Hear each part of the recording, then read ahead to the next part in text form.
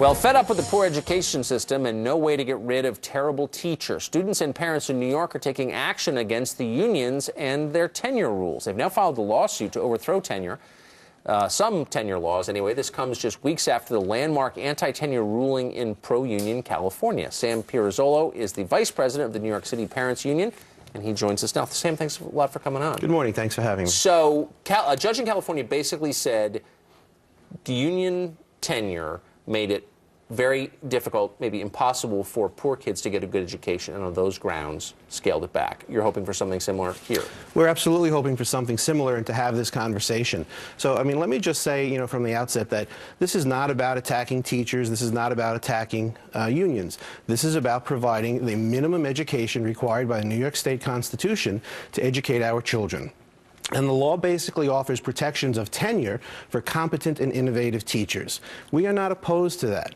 What we're saying is that if you are not a competent or innovative teacher, you don't have the right to protection by tenure, and we want to have you replaced. But isn't any system that guarantees you a lifetime job bound to breed mediocrity? I mean, I know getting fired always makes me a better employee. Any job from which you can't be fired is probably going to be a pretty mediocre job, no?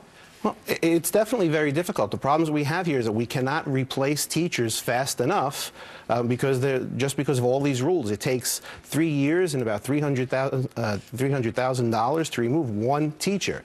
There's a study done from 1997 to 2007 that in any given year with 75,000 teachers on the job, up to 12 in any given year were replaced. Total? Total. Of 12 per year, possibly. That's unbelievable. So nobody's going to defend that in public. This is about money. I mean, they give massive amounts of money to Democratic politicians. That's what this is about, is it not? So if you'd like me to come back with a money trail, I'm sure that we can find a money trail from the United Federation of Teachers to, as you're saying, as to the politicians in New York State. And that's the problem.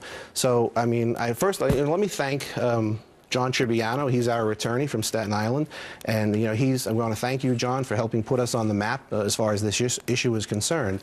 But we have no place to go but to the courts.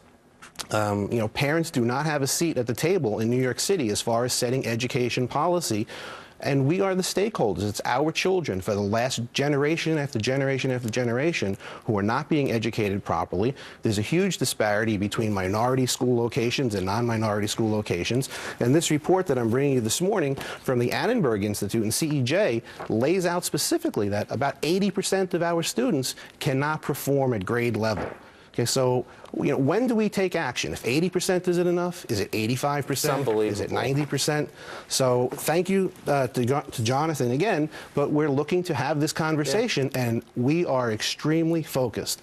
Anyone who thinks that this is about hedge funders and Wall Street, they don't know me.